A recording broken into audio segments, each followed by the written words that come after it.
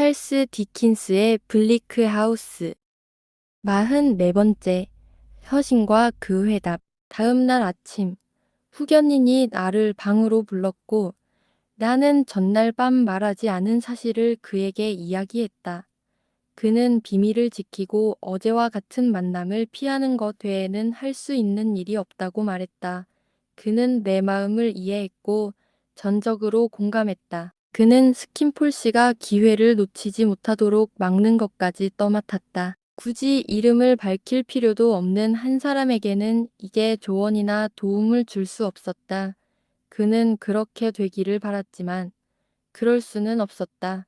그녀가 언급한 변호사에 대한 그녀의 불신이 근거가 있다면 그는 거의 의심하지 않았지만 발각되는 것을 두려워했다. 그는 그 변호사에 대해 외모와 평판을 통해 어느 정도 알고 있었고 그가 위험한 인물이라는 것은 확실했다. 무슨 일이 있어도 그는 불안한 애정과 친절로 나에게 반복해서 강조했다. 나도 자신처럼 결백하며 다른 사람에게 영향을 줄 수 없다는 것을. 그리고 당신 쪽으로 의심이 쏠린다는 것도 이해가 안 갑니다. 여보, 그런 의심이 없다면 많은 의심이 생길 수도 있을 겁니다. 변호사님과 함께요. 내가 대답했다. 하지만 걱정이 된 이후로 두 사람이 더 생각났어요. 그때 구피 씨에 대한 이야기를 다 해드렸는데 제가 그 의미를 잘 이해하지 못했을 때 혹시 모를 추측을 했을까봐 걱정됐어요. 하지만 마지막 면담 후 그의 침묵 속에서 저는 완벽한 확신을 표명했죠. 좋아요. 후견인이 말했다. 그럼 일단은 해고해도 되겠네요. 다른 한 명은 누구죠? 나는 그에게 프랑스 하녀와 그녀가 나에게 간절히 제안했던 것을 떠올렸다. 그가 생각에 잠긴 듯 대답했다. 그 사람은 점원보다 더 위험해.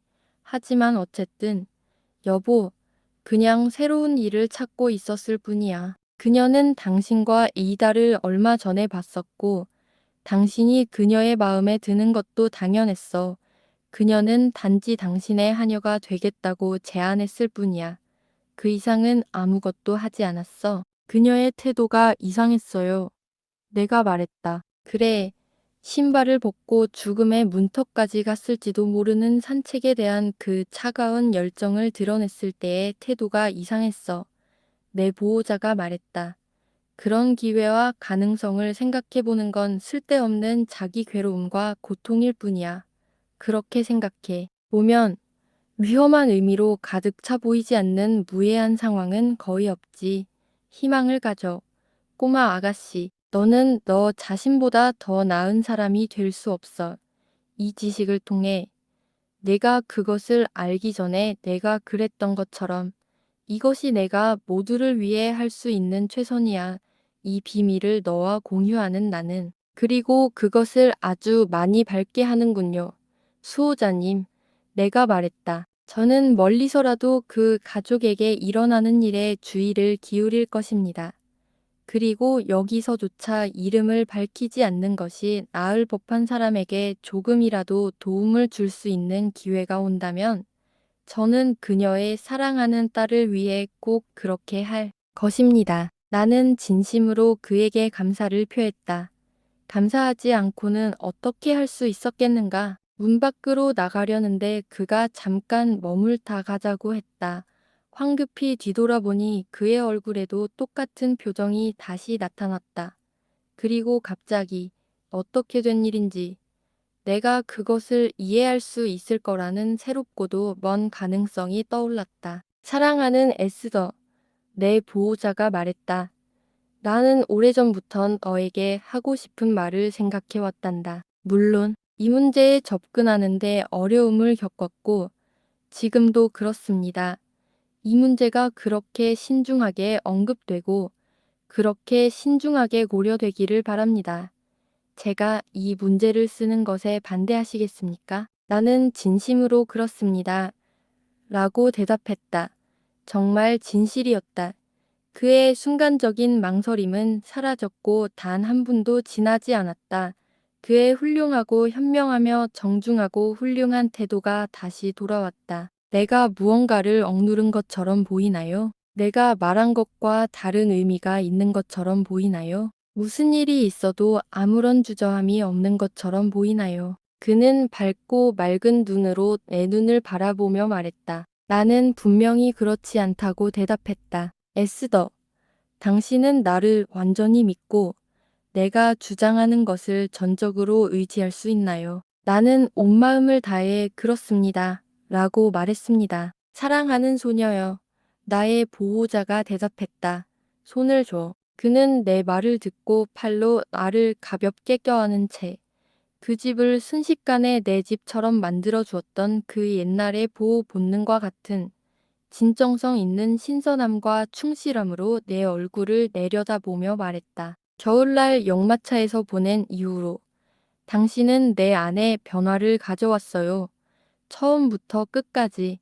당신은 그 이후로 내게 정말 많은 것을 해주었어요. 아, 수호자님. 그때 이후로 당신은 저를 위해 무엇을 해주셨습니까? 하지만 그는 말했다. 지금은 그걸 기억할 수 없습니다. 결코 잊을 수 없습니다. 그래, 에스더. 그가 부드럽고 진지한 어조로 말했다. 이제 잊어야 해. 잠시 잊어야 해. 내가 아는 나를 바꿀 수 있는 건 아무것도 없다는 걸 지금 기억해. 그 점에 대해 확신할 수 있니, 얘야? 할 수 있어요. 그리고 그렇게 해요. 내가 말했다. 그거면 충분해. 그가 대답했다. 그게 전부야. 하지만 그 말을 함부로 받아들이면 안 돼. 네가 나를 아는 그대로 바꿀 수 있는 건 아무것도 없다는 걸 내가 마음속으로 확실히 깨닫기 전까지는 이 글을 쓰지 않을 거야. 만약 내가 조금이라도 의심한다면 절대 쓰지 않을 거야. 만약 내가 진심으로 그렇게 생각한다면 이번 주 금요일 밤에 찰리를 내게 보내. 편지 좀 달라고. 하지만 확신하지 못한다면 절대 보내지 마. 명심해. 이 일에서처럼 모든 일에서도 자네의 진실을 믿어. 그 한 가지에 확신하지 못한다면 절대 보내지 마. 수호자님, 내가 말했다. 저는 이미 확신합니다.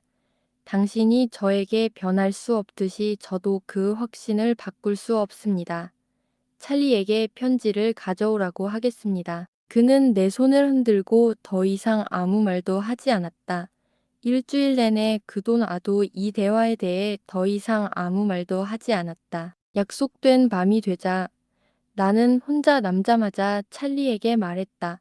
찰리, 자른다이스 씨의 문을 두드리고 편지 때문에 왔다고 해. 찰리는 계단을 오르내리고 복도를 따라 걸었다. 고풍스러운 집을 지그재그로 돌아다닌 길이 그날 밤 내 귀에는 아주 길게 느껴졌다. 그리고 복도를 따라 계단을 내려가고 다시 계단을 올라와 편지를 가져왔다. 찰리, 탁자 위에 편지를 놓아 내가 말했다. 찰리는 편지를 탁자 위에 놓고 잠자리에 들었고 나는 편지를 집어들지도 않고 앉아 편지를 바라보며 여러 가지 생각을 했다. 어두운 어린 시절로 시작하여 그 소심한 시절을 지나 이모가 죽어 누워 계셨을 때 그 단호한 얼굴은 차갑고 굳어 있었고 레이첼 부인과 함께 있을 때는 세상에 아무도 말을 걸거나 바라볼 사람이 없는 것보다 더 외로웠던 힘든 시기를 보냈습니다. 그리고 주변의 모든 사람들과 친구가 되고 사랑받는 축복을 누리던 변화된 시절로 접어들었습니다. 사랑하는 딸을 처음 보고 개3의 은총이자 아름다움이었던 자매 같은 애정에 휩싸였던 그 시절로 돌아왔습니다. 차갑고 밝은 밤. 바로 그 창문 너머로 우리의 기대에 찬 얼굴 위로 비쳤던 그리고 결코 사라지지 않았던 첫 환영의 빛이 떠올랐습니다. 저는 그곳에서 다시 행복한 삶을 살았고 병마와 회복을 겪었으며 제 자신이 변했고 주변 사람들이 변한 것이 없다고 생각했습니다. 그리고 이 모든 행복은 테이블 위 편지가 제 앞에 상징하는 한 중심 인물에게서 비치는 빛처럼 빛났습니다. 나는 그 책을 펼쳐 읽었다. 딸을 향한 그 사랑이 너무나 인상적이었고 사심 없는 배려심과 단어 하나하나에 담긴 배려가 너무나 강렬해서 눈이 너무 멀어 한 번에 많은 내용을 읽을 수 없을 때가 많았다. 하지만 책을 내려놓기 전에 3번이나 읽었다. 나는 그 의미를 미리 알고 있다고 생각했고, 실제로 그랬다. 그 책은 내게 황량한 집의 안주인이 되어 줄 수 있겠느냐고 물었다. 그 편지는 비록 그토록 많은 사랑을 표현했지만 연애 편지는 아니었습니다. 마치 그가 언제나 저에게 말했을 법한 그대로였습니다. 저는 그의 얼굴을 보고 목소리를 듣고 그의 다정하고 보호적인 태도가 모든 행실에서 느껴지는 것을 느꼈습니다. 마치 우리의 위치가 뒤바뀐 것처럼 모든 선행이 제 것이었고 그 선행들이 그의 마음을 일깨운 것처럼 그 편지는 제게 말을 걸었습니다. 편지는 제가 젊고 그가 인생의 전성기를 지났다는 사실, 제가 어렸을 때 그가 성숙한 나이에 이르렀다는 사실, 백발의 저에게 편지를 썼다는 사실, 그리고 이 모든 것을 너무나 잘 알고 있어서 제게 숙고해보라고 모든 것을 다 털어놓았다는 사실을 떠올리게 했습니다. 편지는 그런 결혼으로 얻는 것도 없고 거절해도 잃는 것도 없다고 말했습니다. 어떤 새로운 관계도 그가 저를 품에 안은 애정을 더할 수 없기 때문이며 제 결정이 무엇이든 그는 그것이 옳다고 확신했습니다. 하지만 그는 우리가 최근에 서로에게 신뢰를 보인 이후 2단계를 다시 생각해 보았고 2단계를 밟기로 결심했습니다. 단 한 번의 안타까운 사례를 통해 온 세상인 애 어린 시절의 엄중한 예언을 쉽게 거짓으로 바꿀 수 있다는 것을 보여주기 위해서라도 말입니다. 나는 그에게 어떤 행복을 줄 수 있을지 마지막으로 알았지만 그는 더 이상 말하지 않았습니다. 나는 그에게 아무것도 빚진 것이 없고 그가 나에게 빚진 자이며 그것도 아주 많은 빚을 졌다는 것을 항상 기억해야 했기 때문입니다. 그는 종종 우리의 미래에 대해 생각했고 에이다 이제 거의 성인이 된가 우리를 떠날 때가 곧 올 것이라고 예견하고 두려워했으며 우리의 현재 생활 방식이 깨질 것이라고 생각하며 이 제안을 곰곰이 생각해 왔습니다. 그렇게 그는 결정을 내렸습니다. 내가 그에게 나의 보호자가 될 수 있는 최선의 권리를 줄 수 있다고 생각한다면 그리고 그의 남은 생애 동안 행복하고 정당하게 사랑하는 동반자가 되어 죽음보다 더 가벼운 모든 우연과 변화보다 우월하게 될 수 있다고 생각한다면 설령 이 편지가 아직 내게 생소한 동안 그가 나에게 돌이킬 수 없는 구속을 가하게 할 수는 없을 것이다. 하지만 그때라도 나는 재고할 충분한 시간을 가져야 한다. 그런 경우 혹은 그 반대의 경우라도 그가 예전의 관계, 예전의 매너, 내가 그를 불렀던 예전의 이름에서 변함없이 지내도록 하자. 그리고 그의 총명한 더든 부인과 어린 가정부는 언제나 똑같을 것이라는 것을 그는 알고 있었다. 이것이 편지의 내용이었고 마치 그가 내 책임 있는 보호자로서 친구의 제안을 공정하게 대변하고 정직하게 그 친구에 대한 모든 사실을 진술하는 것처럼 정의롭고 품위 있게 쓰여 있었습니다. 하지만 그는 내가 더 잘생겼을 때에도 그와 똑같은 생각을 품고 있었다는 사실을 내게 넌지시 내비치지 않았다. 내 옛 얼굴이 사라지고 더 이상 끌리는 것이 없어졌을 때에도 그는 아름다웠던 시절처럼 나를 사랑할 수 있었다. 내가 태어났다는 사실이 그에게는 아무런 충격도 주지 않았다. 그의 관대함은 내 추함과 물려받은 수치심보다 더 컸다. 내가 그런 충실함을 더 필요로 할수록 나는 마지막 순간까지 그를 더욱 굳건히 믿을 수 있을 것이라고. 하지만 나는 알고 있었다. 이제 잘 알고 있었다. 내가 쫓고 있던 자비로운 역사가 끝나가는 것처럼 느껴졌고 내가 해야 할 일은 단 하나뿐이라는 생각이 들었다. 그의 행복을 위해 내 삶을 바치는 것은 그에게 제대로 된 감사를 표하지 않는 것과 마찬가지였다. 지난밤 내가 그에게 감사를 표할 새로운 방법 외에 무엇을 바랐던 걸까? 그래도 나는 몹시 울었다. 편지를 읽고 가슴이 벅차올랐을 뿐만 아니라 그 편지의 내용이 예상되었지만 낯설었기에 그 전망인 낯설었기 때문만은 아니었다. 마치 이름도 없고 뚜렷한 아이디어도 없는 무언가가 내게서 영원히 사라진 것처럼 나는 매우 행복했고 매우 감사했고 매우 희망적이었지만 그럼에도 불구하곤 나는 몹시 울었다. 시간이 흘러 나는 낡은 유리잔으로 향했다. 눈이 붉게 충혈되고 부은 채 나는 말했다. 에스더, 에스더, 설마 너야. 유리잔 속 얼굴이 이 비난에 또 울음을 터뜨릴까봐 걱정했지만 손가락을 들어 올리자 울음이 멈췄다. 그건 당신이 내게 그런 변화를 보여줬을 때 보여주었던 차분한 표정과 더 비슷해요. 얘야. 나는 머리카락을 내리기 시작하며 말했다. 황량한 집의 여주인이 되면 새처럼 쾌활해야 해. 사실 항상 쾌활해야 해. 그러니 우리 한번 시작해볼까? 나는 이제 아주 편안하게 머리를 빗었다. 조금 더 흐느꼈지만 그건 울고 있었기 때문이지. 그때 울고 있었기 때문이 아니었다. 에스더, 내 사랑. 너는 평생 행복하구나.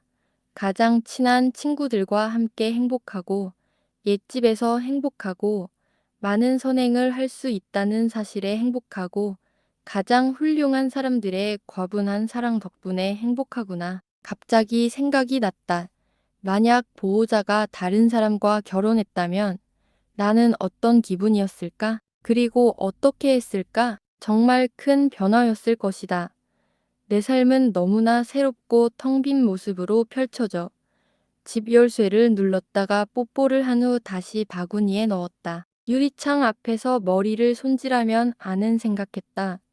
내 병의 깊은 흔적과 출생의 환경이 내가 바쁘고 바쁘게 살아야 할 새로운 이유일 뿐이라는 것을 얼마나 자주 마음속으로 생각했던가. 유용하고 친절하고 봉사적이어야 할 모든 정직하고 꾸밈 없는 방식으로 물론 지금이야말로 병적으로 앉아서 울기에 좋은 때였다. 처음에는 그것이 울음의 핑계라면 하지만 사실은 아니었다. 언젠가 황량한 집의 안주인이 된다는 것이 이상하게 느껴졌는데 왜 이상하게 여겨야 하는가? 다른 사람들은 그런 생각을 했을 테지만 나는 그렇지 않았다. 기억 안 나. 내 평범한 아가씨. 나는 유리창을 바라보며 자문했다. 그 흉터가 생기기 전에 우드코트 부인인 내 결혼에 대해 뭐라고 했는지, 어쩌면 그 이름 때문에 그 꽃들이 생각났는지도 모른다. 말라버린 꽃에 잔해 지금은 간직하지 않는 편이 나을 것이다. 그저 완전히 지나간 무언가를 기억하기 위해 간직해온 것이었지만 지금은 간직하지 않는 편이 나을 것이다. 그들은 책 속에 있었는데 마침 그 책은 바로 옆방, 우리 거실에 있었다. 예이다의 방과 내 방을 가르는 방이었다. 나는 양초를 들고 살며시 안으로 들어가 선반에서 촛불을 꺼냈다.